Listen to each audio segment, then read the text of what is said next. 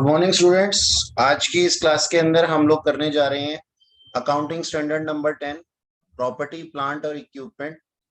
Property plant और equipment के अंदर AS10 क्या कहता है, ये जानने से पहले हम लोग इसकी थोड़ी सी ब्रीफ हिस्ट्री ले लेते हैं। देखते हैं कि AS10 से पहले हमारे पास में क्या होता था।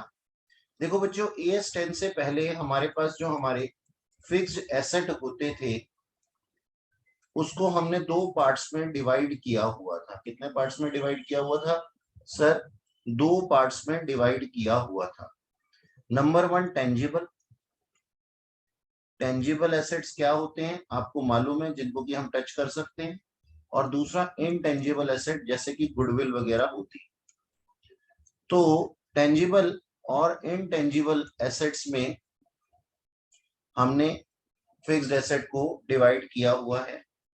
और टेंजिबल एसेट के लिए हमारे पास में पुराना मेथड क्या कहता था, हमारे पास एक अकाउंटिंग स्टैंडर्ड नंबर 6 होता था जो कि डेप्रीसिएशन से रिलेटेड होता था। किससे रिलेटेड होता था?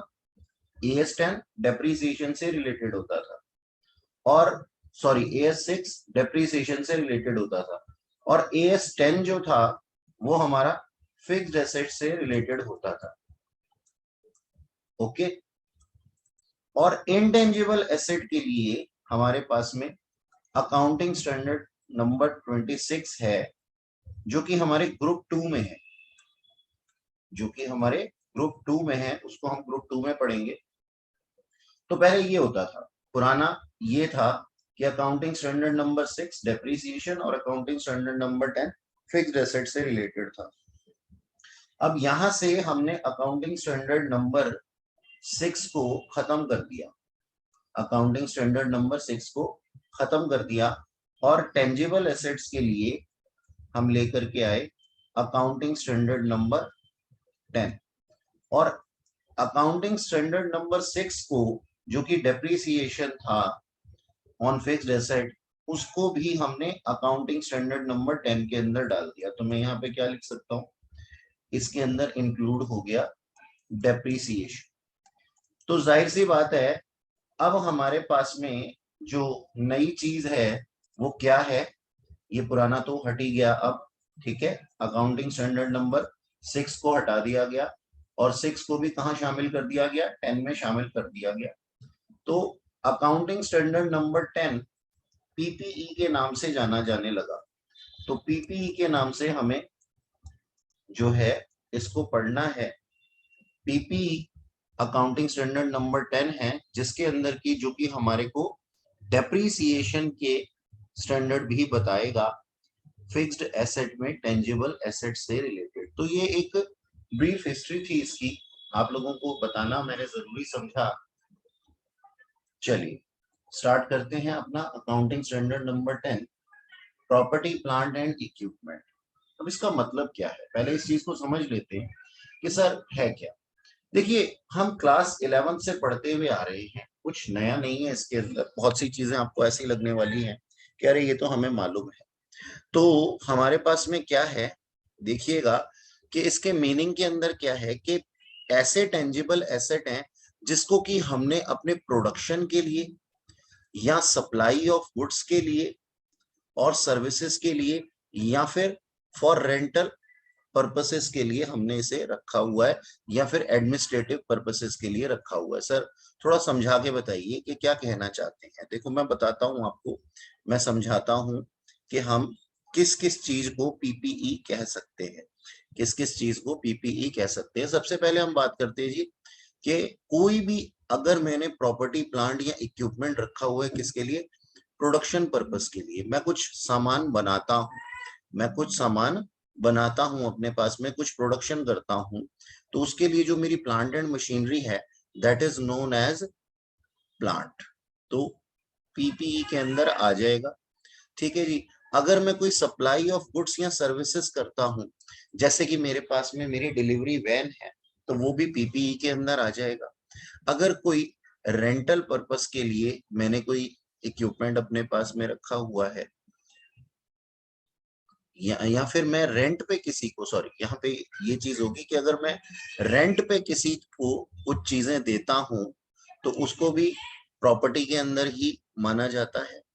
और अगर मैंने एडमिनिस्ट्रेटिव पर्पसेस के लिए इसको रखा है, एडमिनिस्ट्रेटिव पर्पसेस क्या होता है, आप मेरी शॉप में आते हैं या मेरे ऑफिस में आते हैं तो वहां आपको फर्नीचर वगैरह दिखाई देते हैं, तो that is known as administrative purposes के मैं अपने यहाँ पे बहुत सी चीजें न केवल प्रोडक्शन के लिए रखता हूँ, न केवल सप्लाई के लिए रखता हूँ, न केवल रेंट पे देने के लिए रखता हूँ, बल्कि अपने ऑफिस के अंदर कुछ फर्नीचर वगैरह भी रखता हूं, तो उसको भी हम पीपीई के अंदर इंक्लूड करते हैं।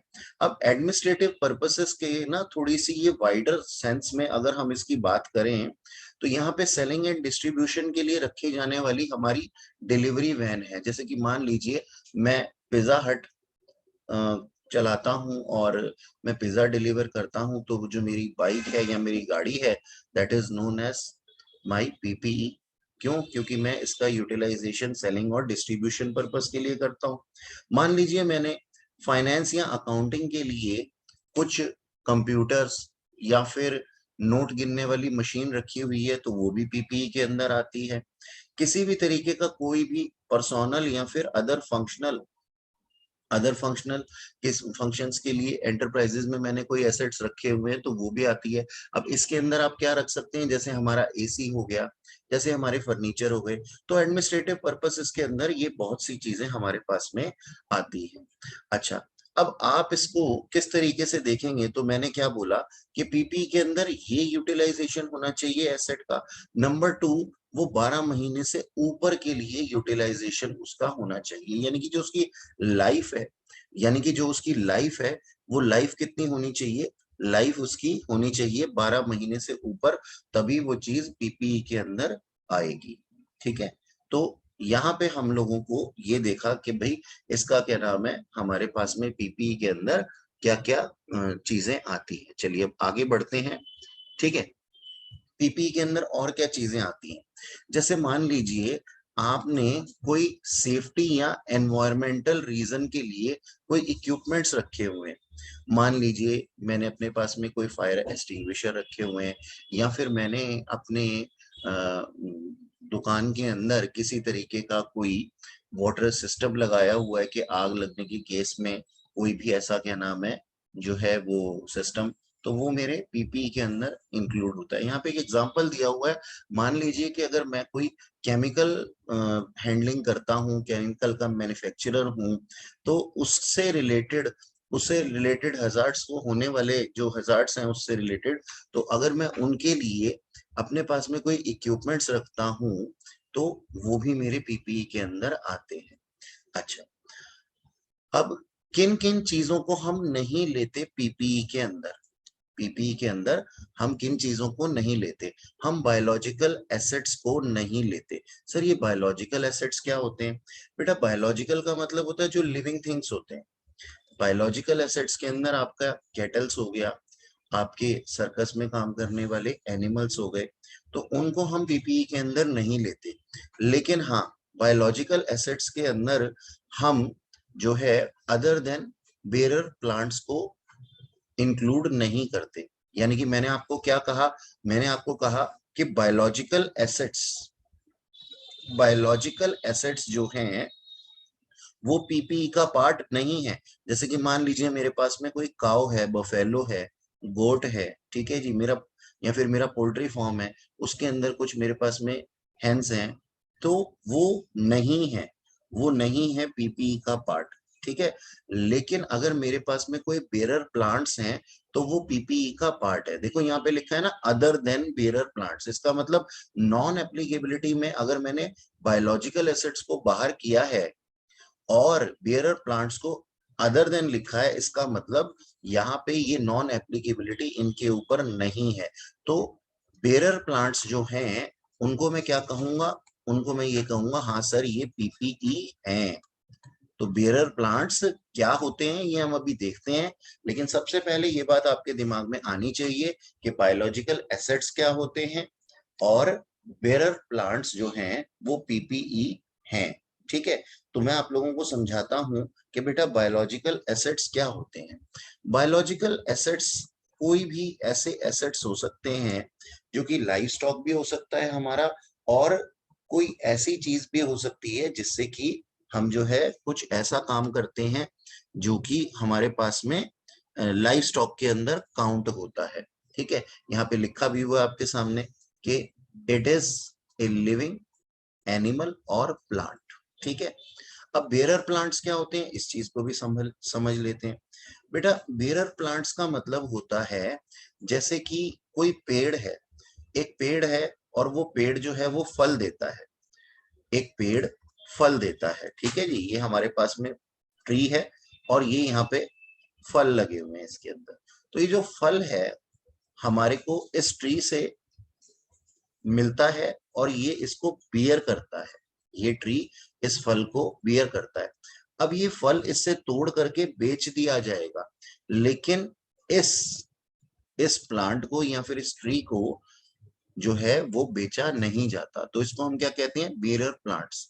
तो साफ सीधी सी बात है कि अगर कोई लाइव स्टॉक है, कोई एनिमल है, तो उसको हम पीपीई के अंदर इंक्लूड नहीं करते।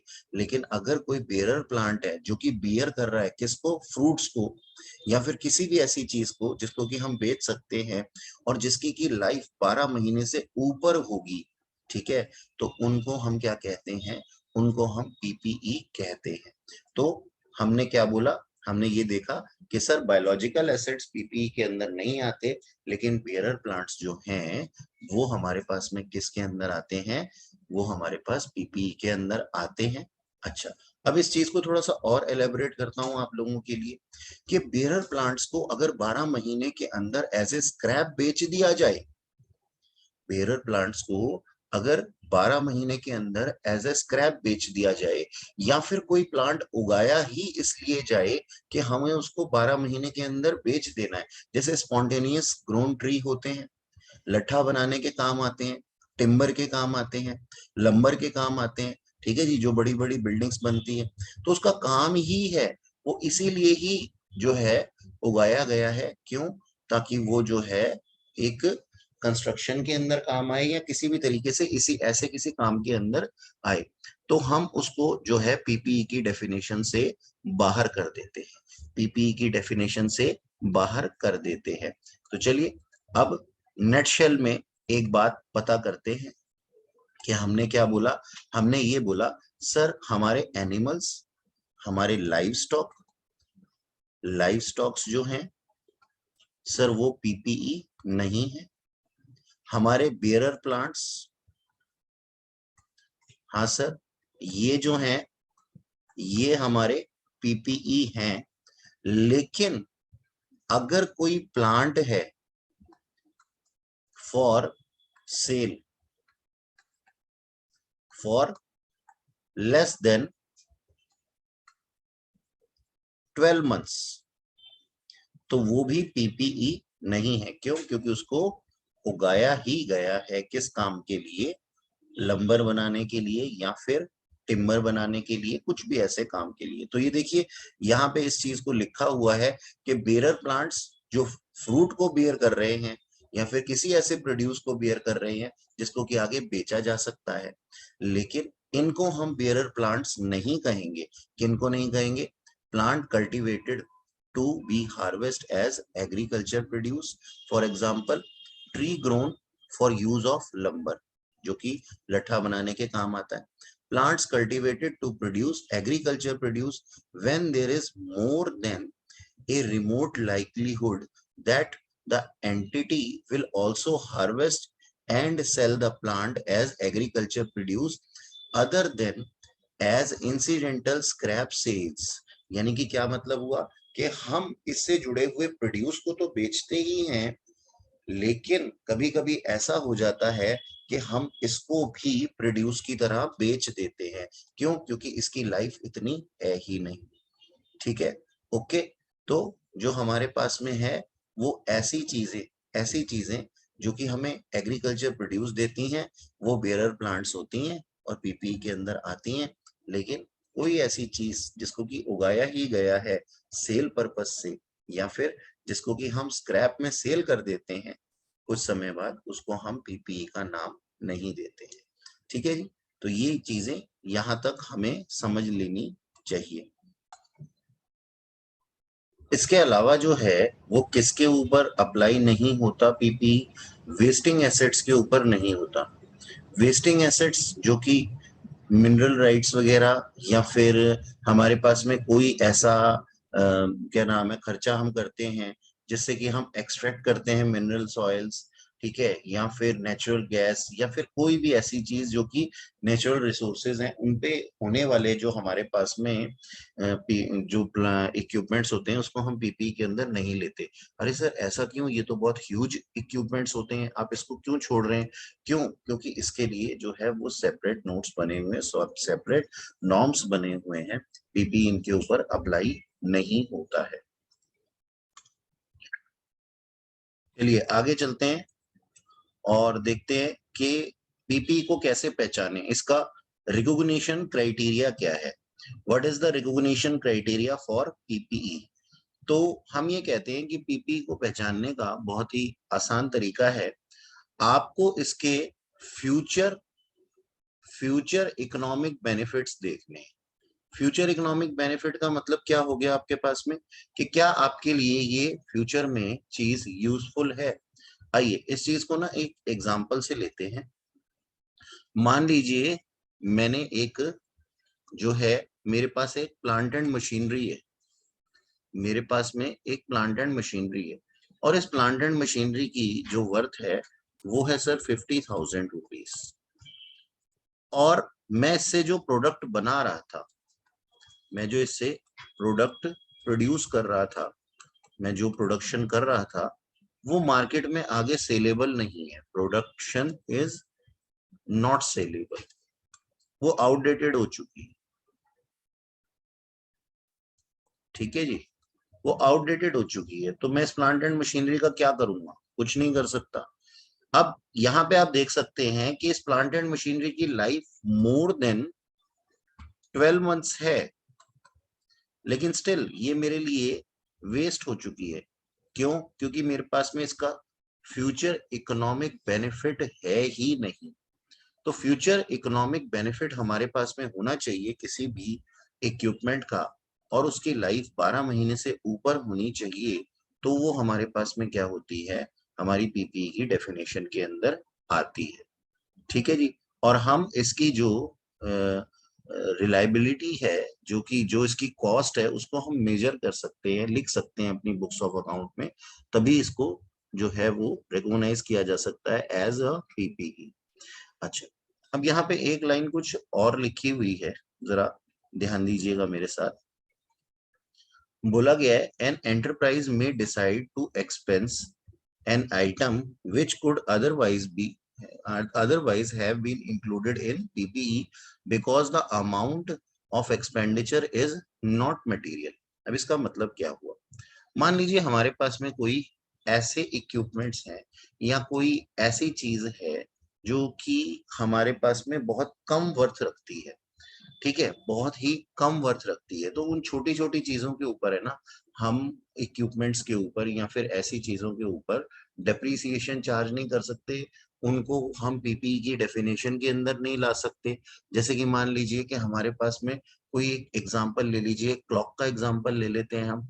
हमारे ऑफिस में एक क्लॉक लगी हुई थी जो कि ज्यादा, और हाँ डेफिनेटली ये क्लॉक की वैल्यू के ऊपर डिपेंड करता है। अगर हम ये मानते हैं कि इसकी जो वैल्यू है वो इतनी कम है, इतनी लो है कि इसके ऊपर डेप्रीसिएशन कुछ पैसों में या कुछ रुपयों में लगेगा, तो हम उस चीज को इमटेरियल मानते हुए उसको पीपीई की डेफिनेशन में नहीं लेते हैं, हम उसको पीपीई की डेफिनेशन के अंदर नहीं लेंगे। लेकिन हाँ, अगेन मैं बार बार एक बात बोलूंगा, और मैं हमेशा से ये बात कहता हूँ, क्लास 11th में आप लोगों को बोला जाता है कि किसी भी चीज की वैल्यू, किसी भी इक्विपमेंट या प्लांट की वैल्यू अगर कम है तो उसको आप रेवेन्यू नेचर का मान लो। ऐसा बिल्कुल नहीं है, आपको उसकी रेलेवेंस देखनी है। आपके पास में अगर उस चीज की रेलेवेंस जो है वो बहुत कम है और आपके लिए फ्यूचर बेनिफिट तो वो आपको देने वाली है, फ्यूचर इकोनॉमिक बेनिफिट तो देने वाली है, लेकिन उसके ऊपर जो चार्जेस लगेंगे, जो डेप्रिसिएशन लगेगा, वो इतना कम लगेगा कि भाई जो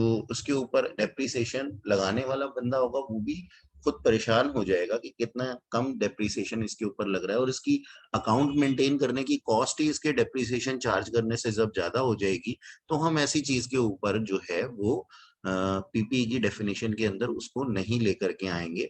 तो ये चेक आपको करना पड़ेगा, ये देखना आपको पड़ेगा कि वो आपकी ऑर्गेनाइजेशन के लिए मटेरियल थी या मेटेरियलाइज चीज थी या नहीं थी, यानी कि आपके लिए उसकी वर्थ जो थी वो उतनी थी या नहीं थी।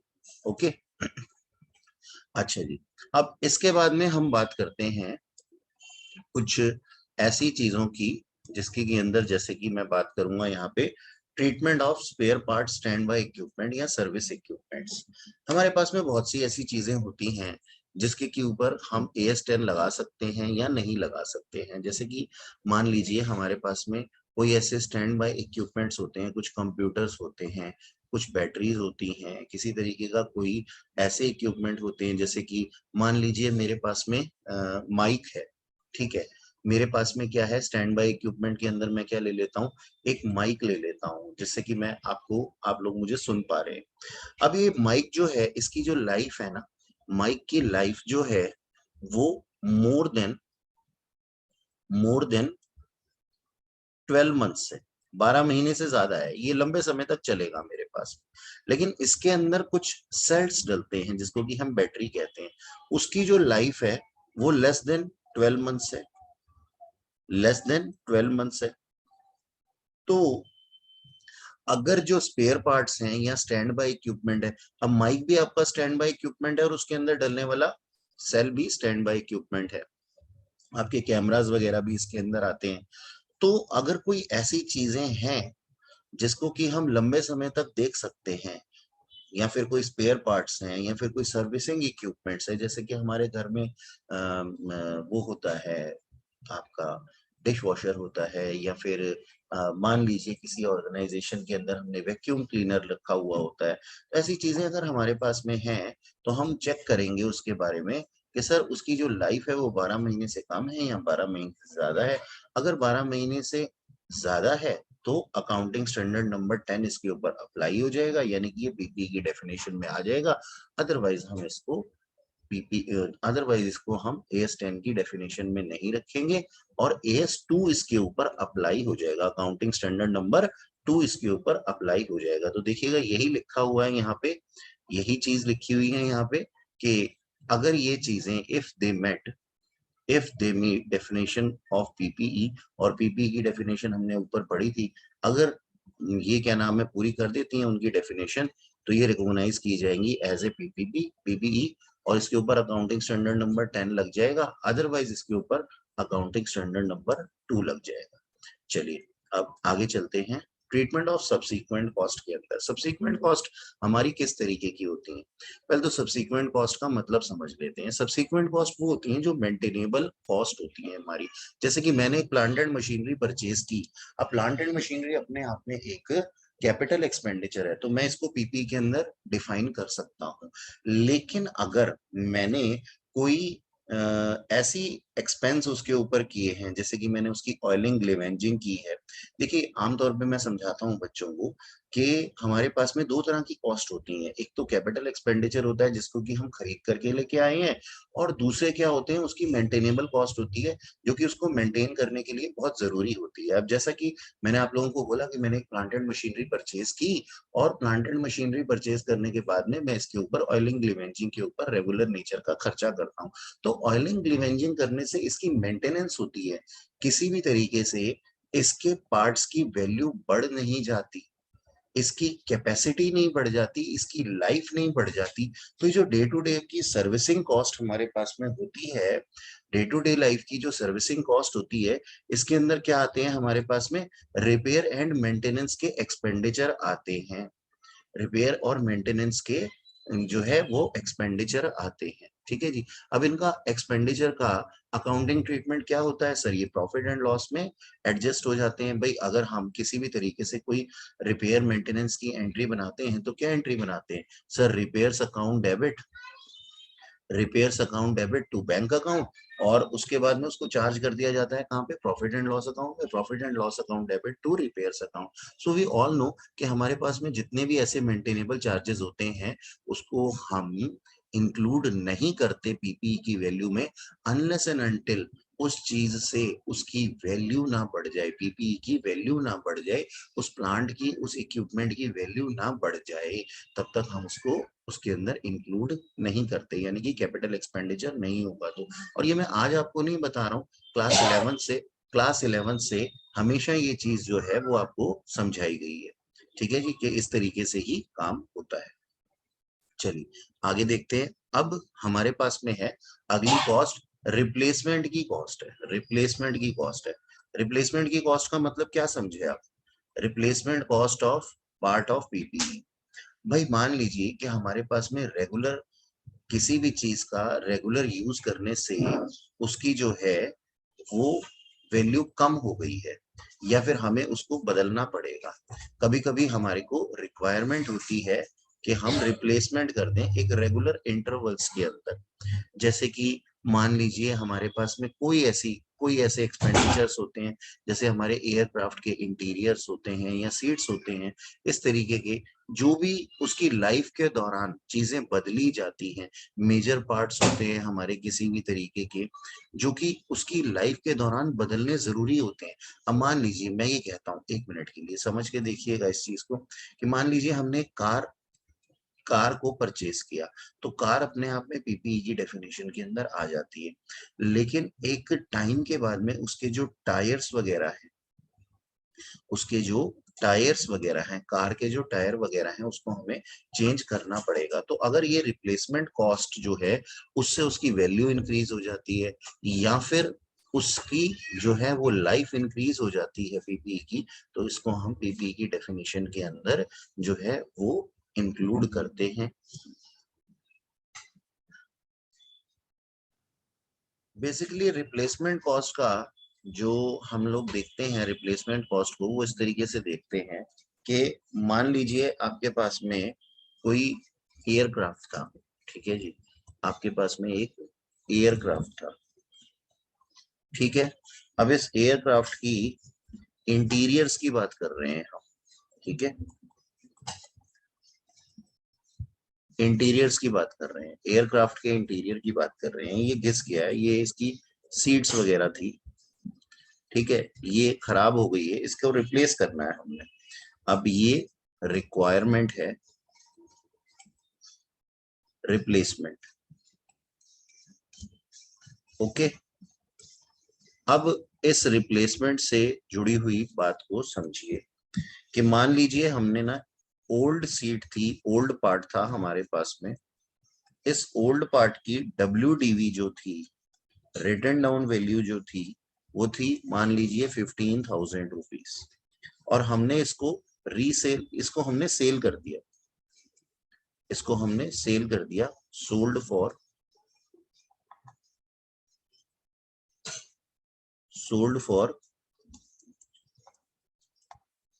5,000 रुपीज।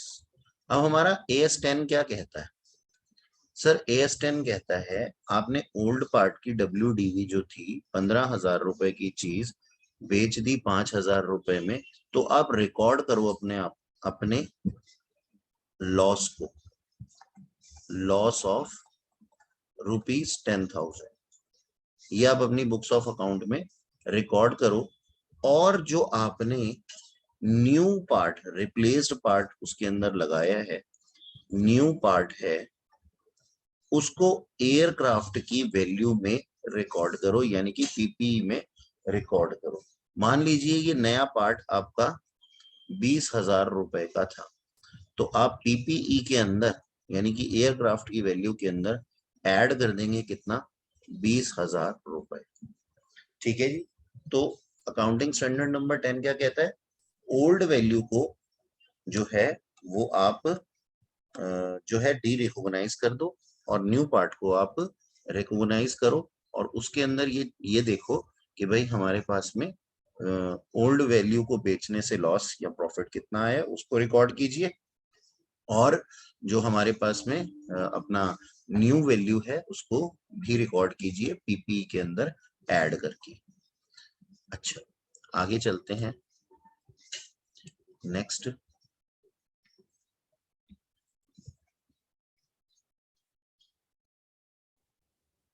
चलिए आगे चलते हैं। आगे इसके अंदर क्या बोला जाता है कि अगर हमने कोई मेजर इंस्पेक्शन करवाए हैं, मेजर इंस्पेक्शन का मतलब क्या होता है कि कंपनी के अंदर प्लांट एंड मशीनरी हमने लगाई हुई है, ठीक है, एक प्लांट एंड मशीनरी है, और इस प्लांट एंड मशीनरी के ऊपर रेगुलर चेकअप्स की बात नहीं कर रहा हूं मैं, मेजर इंस्पेक्शन की बात कर रहा हूं।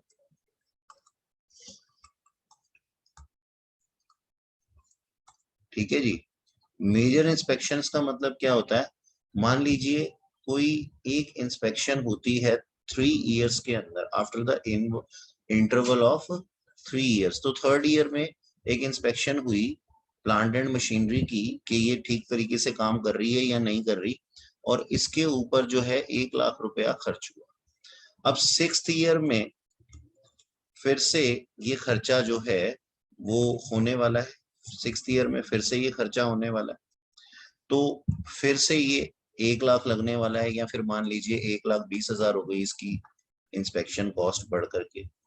तो हम क्या करेंगे, हम 3 से लेकर के 6 तक में हमें ऑलरेडी इसको प्रॉफिट एंड लॉस अकाउंट में डाल देना चाहिए था, इसको प्रॉफिट एंड लॉस अकाउंट में डाल देना चाहिए था। तो अब क्या हो रहा है, ये एक मेजर इंस्पेक्शन है और ये कैपिटलाइज नेचर का है, कैपिटलाइज नेचर का है। तो अगर 6th ईयर में 1 लाख रुपया या 1 लाख रुपए का कुछ पार्ट बचा हुआ है हमारी बुक्स ऑफ अकाउंट में, ठीक है, तो उसको हम क्या कर देंगे, डी रिकॉग्नाइज कर देंगे, ओल्ड इंस्पेक्शन कॉस्ट को अपनी बुक्स ऑफ अकाउंट से राइट ऑफ कर देंगे प्रॉफिट एंड लॉस अकाउंट में डाल करके, और न्यू इंस्पेक्शन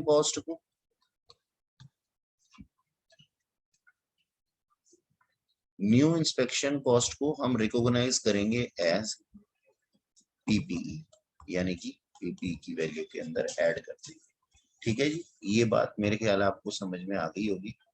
ठीक है, तो हमें क्या करना है, हमें उस कॉस्ट का ये अकाउंटिंग ट्रीटमेंट करना है। चलिए अब आगे चलते हैं, मेजरमेंट किस तरीके से करते हैं। अब ये बहुत इंपॉर्टेंट है और ये प्रैक्टिकल पोर्शन में आता है, थोड़ा सा ध्यान से समझिएगा इसको, ठीक है, ताकि आपको कोई दिक्कत ना आए।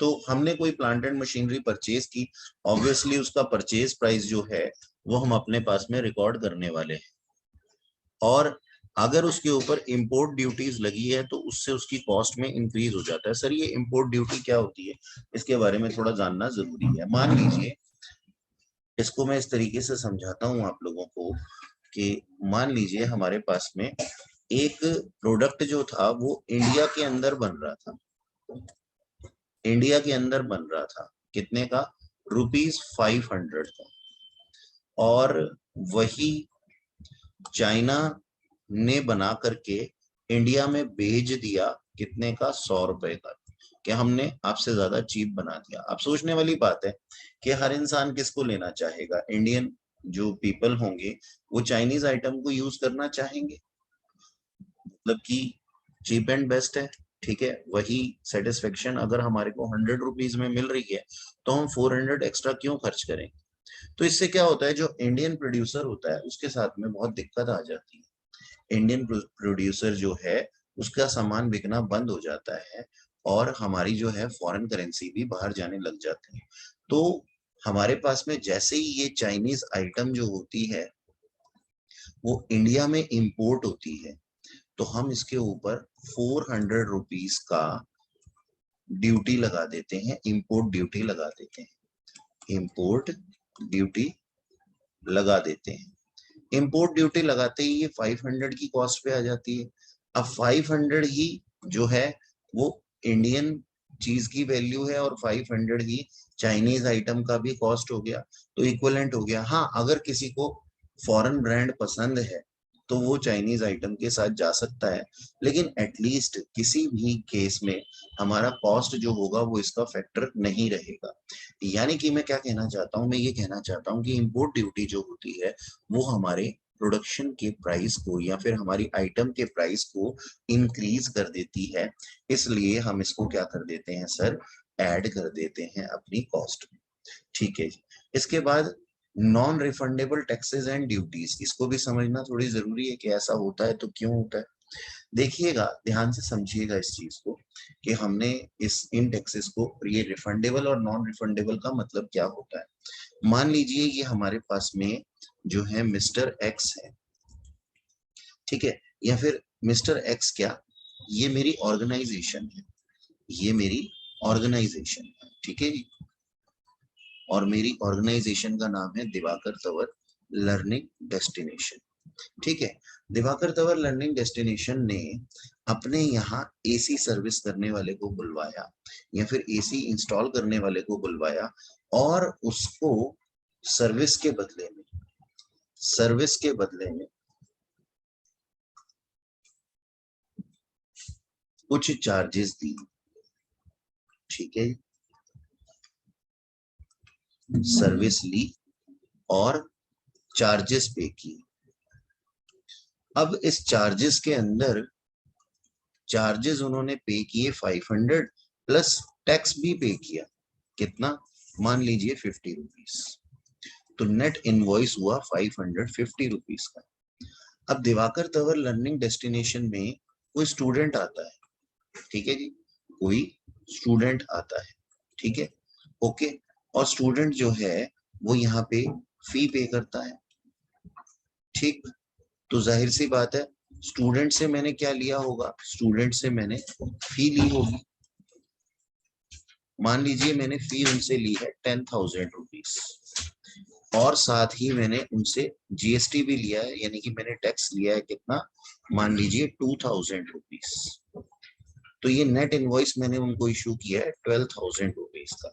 अब यहाँ ना मैं केवल टैक्स की बात करूंगा आपसे, मैंने टैक्स कितना कलेक्ट किया, मैंने अपने कस्टमर से टैक्स कलेक्ट किया 2,000, और मैंने टैक्स कितना पे किया था अपने द्वारा ली गई सर्विसेज के ऊपर, वो था सर 50 रुपीज।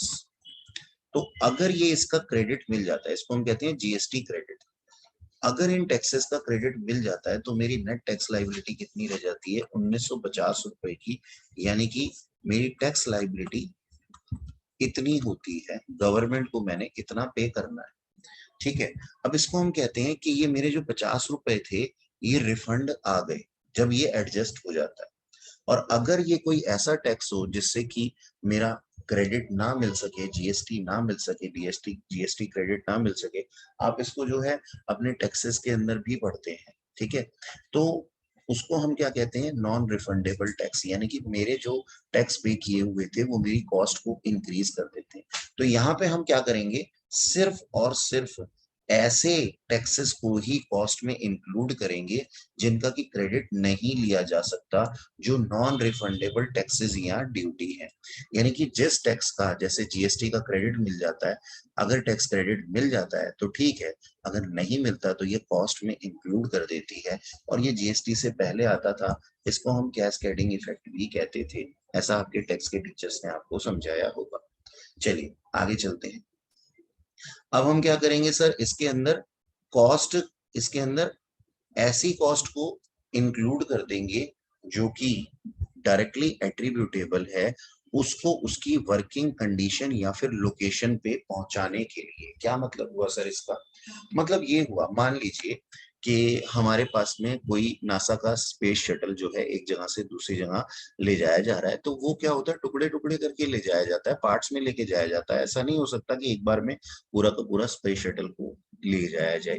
तो उसको ले जाने के लिए जो क्रेन वगैरह का खर्चा होगा या फिर जिस भी तरीके की कोई भी ऐसे चार्जेस होंगे, वो भी उसकी कॉस्ट में डायरेक्टली इंक्लूड कर दिए जाएंगे। हाँ, बशर्ते ये इसके लिए जरूरी हो, यानी कि ये इसकी ऐसी कॉस्ट होनी चाहिए जिसके बिना काम ही नहीं चल सकता, ठीक है, तो वो कॉस्ट उसके ऊपर डायरेक्टली एट्रीब्यूटेबल होनी चाहिए, तब वो उसकी कॉस्ट में इंक्लूड हो जाएगी, ठीक है।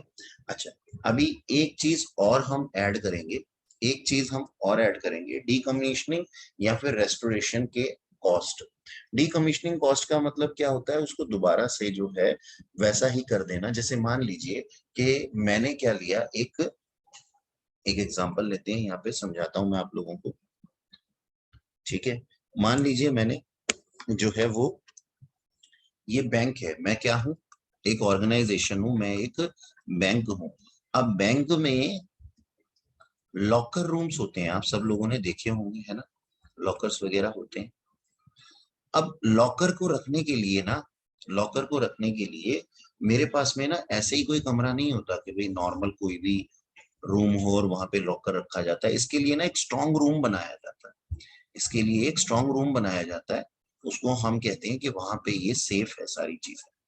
तो अब क्या हुआ, जब मैंने लीज पे ये बैंक की बिल्डिंग ली थी ना, जब मैंने लीज पे ये बैंक की बिल्डिंग ली थी, तो मैंने उनसे परमिशन ली थी, प्रायर परमिशन ली थी कि सर मैं क्या अपने यहाँ पे स्ट्रॉन्ग रूम को कंस्ट्रक्ट कर सकता हूँ। तो कुछ ऐसी कंस्ट्रक्शन जो मैंने अलग से की है और जिसको कि मुझे बाद में जो है वो खत्म करना पड़ेगा, तो उन्होंने मेरे को ये बिल्डिंग देते समय बोला कि ठीक है, अभी तो आप इसका स्ट्रॉन्ग रूम डेवलप कर लीजिए, लेकिन जब आप यहाँ से खाली करके जाएंगे 15 साल बाद, मान लीजिए मैंने 15 साल के लिए जो है वो उनसे लीज पे ली है इस बिल्डिंग को, तो आपको इसको तोड़ के जाना होगा। वो क्या कह रहे हैं कि स्ट्रॉन्ग रूम को आपको वापस से वैसा ही करके जाना होगा जैसा कि हमने आपको स्ट्रक्चर आज दे रहे हैं। तो इसके लिए, इसको डिमोलिश करने के लिए मेरे को कोई ना कोई कॉस्ट इनकर्ड करनी पड़ेगी। तो ये बोला जाता है पीपीई के अंदर कि अगर कोई ऐसी कॉस्ट है जो कि रेस्टोरेशन कॉस्ट है या फिर डीकमीशनिंग कॉस्ट है, उसको भी, यानी कि अगर फ्यूचर में होने वाले कोई भी ऐसे खर्चे हैं जिससे कि मेरे पास में मेरी कॉस्ट इंक्रीज होगी, क्यों इंक्रीज होगी, क्योंकि मुझे ये खर्चा करना ही पड़ेगा। आज मैं उस स्ट्रॉन्ग रूम को बना रहा हूँ, लेकिन फ्यूचर में मेरे को उसको तोड़ के जाना पड़ेगा, तो ऐसी कॉस्ट को भी मैं अपनी पीपीई की वैल्यू के अंदर इंक्लूड कर दूंगा। और जाहिर सी बात है, आप एक बात तो जानते ही हैं कि ट्रेड डिस्काउंट्स वगैरह जो है वो तो माइनस हो ही जाते हैं। जो क्रेडिटर ने हमारे को खरीदते समय दिए थे वो माइनस हो जाते हैं उसकी कॉस्ट से। ठीक है, तो इस तरीके से जो है वो डायरेक्ट परचेज मेथड के अंदर हम लोग अपने पास में जो है वो पीपीई की वैल्यू निकालते हैं। अब यहाँ पे आपके पास में कुछ एग्जाम्पल दिए हुए हैं कि ऐसे कौन से एग्जाम्पल्स हैं, ऐसे कौन से एग्जाम्पल हैं जिससे कि, जिसे कि हम कह सकते हैं कि directly attributable to cost of PPE है। अब देखते हैं ऐसी कौन कौन सी कॉस्ट है जो कि directly attributable to PPE cost है। ठीक है जी, जैसे मान लीजिए कि आपके कोई एम्प्लॉय के बेनिफिट हैं जो कि रिलेटेड टू कंस्ट्रक्शन और acquisition of item of PPE है। भाई आपने कोई लेबर वगैरह का खर्चा किया है, तो लेबर वगैरह का खर्चा अगर आपने रिलेटेड टू पीपीई किया है तो वो उसके अंदर ऐड हो जाएगा, अलाउड है। किसी भी तरीके से साइट प्रिपरेशन आपने अगर की है, भाई उस चीज को सेटअप करने के लिए या फिर वहां पे साइट के ऊपर उस चीज को लगाने के लिए या कुछ भी ऐसा काम करने के लिए हमारे को जो है वो प्रिपरेशन करनी पड़ती है कोई स्पेशल तरीके की, तो वो खर्चा भी उसके अंदर इंक्लूड हो जाने वाला है। इनिशियल डिलीवरी या फिर हैंडलिंग के कोई खर्चे अगर आपने किए हैं, ये सभी खर्चे आपके प्रोडक्शन से रिलेटेड हैं। ठीक है जी, आपने इंस्टॉलेशन या असेंबली से रिलेटेड कोई खर्चे किए हैं या फिर किसी प्रोफेशनल को कोई फी दी है, जैसे कि आपके पास में कोई एसी फिटिंग करने के लिए आता है ना पर्सन, एसी फिटिंग करने के लिए कोई प्रोफेशनल पर्पस पर्सन आता है, या फिर आपके पास में कोई भी ऐसी प्लांट एंड मशीनरी है जिसकी की नॉलेज आपको नहीं है कि उसको किस तरीके से यूज करें, तो वो प्रोफेशनल अपनी कभी कभी फीस चार्ज करते हैं, तो इस फीस को भी हम क्या करेंगे, उसको जो है वो ऐड कर देंगे अपनी पीपीई की कॉस्ट में। अच्छा, एक बात और मैं आप लोगों को यहाँ पे बताना चाहूंगा कि अगर हम कोई ऐसी टेस्टिंग करते हैं, किसी भी तरीके से कोई ऐसी टेस्टिंग करते हैं जिससे कि हमारे को ये पता लगता है कि वो जो हमारी पीपीई है या फिर वो जो हमारा एसेट है वो ठीक से काम कर रहा है या नहीं कर रहा, तो ऐसी टेस्टिंग कॉस्ट को भी हम बीच में इंक्लूड कर देते हैं। ठीक है, अब ये तो हो गई वो कॉस्ट जो कि पीपीई के अंदर ऐड होगी। ऐसी कॉस्ट जो कि पीपीई के अंदर ऐड नहीं होगी, तो ये कौन सी कॉस्ट है जो कि ऐड नहीं होगी। ऐसी कॉस्ट में क्या होती है, अगर मान लो हमने मैन्युफैक्चरिंग कर ली है और उसके बाद में कोई इनॉग्रेशन का कोई खर्चा कर रहे हैं, रिबन कटिंग वगैरह के लिए या फिर कोई भी ऐसी चीज के लिए इनॉग्रेशन अगर हमने कोई की है, तो बिजनेस की इनॉग्रेशन कॉस्ट का प्रोडक्शन से कोई रिलेटेड नहीं होता, या फिर प्रोडक्शन की बात ना करूं, उसकी प्लांट एंड मशीनरी की कॉस्ट से कोई लेना देना नहीं होता, इसलिए ये ऐड नहीं होगी। ठीक है, अगर हमने कोई प्रमोशनल या एडवर्टीजमेंट एक्सपेंडिचर किया है तो उससे भी कोई लेना देना नहीं है हमारे पीपीई का, तो हमारा वो वाली कॉस्ट भी इसके अंदर इंक्लूड नहीं होगी। और अगर आपने कॉस्ट ऑफ इन, यहाँ लिखा हुआ cost of conducting business in a new location और with new class of customer including cost of staff training etcetera. देखो बेटा, इसके ऊपर एक प्रॉपर एक क्वेश्चन नेक्स्ट क्लास में मैं आप लोगों को करवाने वाला हूँ, तो उससे आपको ये और ज्यादा क्लियर हो जाएगा। अभी मैं आप लोगों को ये बताना चाहता हूँ, मान लीजिए आपने अपने बिजनेस की लोकेशन चेंज की, मान लीजिए आपने कोई बिल्डिंग बनानी थी, उसको रिकंस्ट्रक्ट करना था और आपने उसको लोकेशन को अपनी चेंज किया, और उस लोकेशन को चेंज करने के लिए आपने कोई स्टाफ को या तो ट्रेनिंग दी या फिर उस लोकेशन को चेंज करने के लिए आपने कोई रेंट पे किया। मिसाल के तौर पे जैसे कि आप किसी जगह पे आप रहते हैं, तो आपने उसको जो है रिकंस्ट्रक्ट किया है उस हाउस प्रॉपर्टी को, तो आप उसके आसपास के एरिया में कोई रेंट पे प्रॉपर्टी ले लेते हैं। अब वो जो रेंट आपने पे किया है ना, वो आपकी बिल्डिंग की कॉस्ट के अंदर इंक्लूड नहीं हो जाता। बिल्डिंग की कॉस्ट के अंदर तो केवल जो है कंस्ट्रक्शन की कॉस्ट, लेबर के चार्जेस, ये सारी चीजें इंक्लूड होंगे। लेकिन जो आपने रेंट पे किया है किसी दूसरी लोकेशन पे जाकर के आप रह रहे हैं, उसका जो अमाउंट है वो हमारी पीपी की वैल्यू के अंदर इंक्लूड नहीं होने वाला। और अगर इस चीज के लिए स्टाफ को ट्रेनिंग दी गई है, वो भी हमारे पास में नहीं होगा। और नेक्स्ट हमारे पास में एडमिनिस्ट्रेशन या जनरल ओवरहेड तो नहीं होंगे। हाँ, अगर वो एट्रीब्यूटेबल हैं directly to the cost of PPE, अगर उसके बिना काम ही नहीं चल सकता, तो वो जो चीज है वो ऐसी कॉस्ट जो है इंक्लूड की जाती है, अदरवाइज नहीं की जाती है। अच्छा जी, कुछ और कॉस्ट भी हैं जो कि इसके अंदर इंक्लूड की जाती हैं या नहीं की जाती हैं, उसको हम चेक करेंगे। ठीक है जी, नॉट टू बी इंक्लूडेड यहाँ पे वैसे तो लिखा हुआ है, आइए इस चीज को समझ लेते हैं पहले कि कौन कौन सी कॉस्ट जो है वो इंक्लूड की जाएंगी या नहीं की जाएंगी। मैं एक एग्जांपल लेता हूँ जियो का। ठीक है, जब जियो जो है वो हमारे पास में मार्केट में अभी आया नहीं था, तो उसके पास में कुछ इस तरीके से हुआ था कि जियो ने अपना प्रोडक्ट लॉन्च किया। ठीक है, मान लीजिए इस टाइम से इस टाइम तक उन्होंने अपना जो कि प्रोजेक्ट लगाया, पहले तो प्रोडक्ट लॉन्च करने से पहले वो उन्होंने प्रोजेक्ट लगाया। ठीक है, और फिर प्रोजेक्ट लगाने के बाद में ये लगा करके पूरा हो गया, लेकिन अभी इनको अपने पे कॉन्फिडेंस नहीं आया था कि ये प्रोजेक्ट जो है ये ठीक से रन हो रहा है या नहीं हो रहा। तो इन्होंने अपने एम्प्लॉयज को सेकंड स्टेज के अंदर अपने एम्प्लॉयज को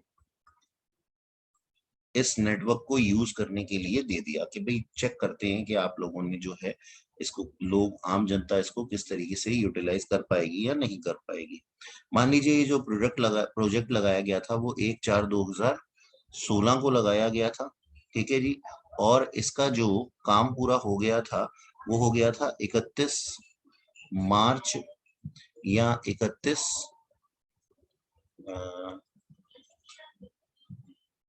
अक्टूबर बोल देता हूँ मैं,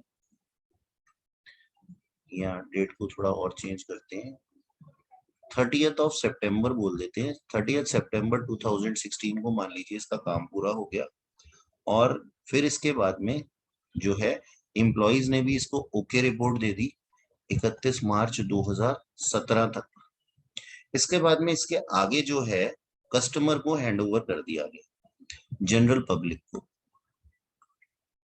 और पब्लिक से पब्लिक टेस्टिंग के लिए इसको फ्री किया गया। पहले इसको फ्री में लॉन्च किया गया, फी लिख दिया मैंने, फ्री है, फ्री में लॉन्च किया गया। ठीक है जी, कि चेक कर लेते हैं, अगर कोई दिक्कत होगी तो वो दूर हो जाएगी, पता लग जाएगा उन चीजों का।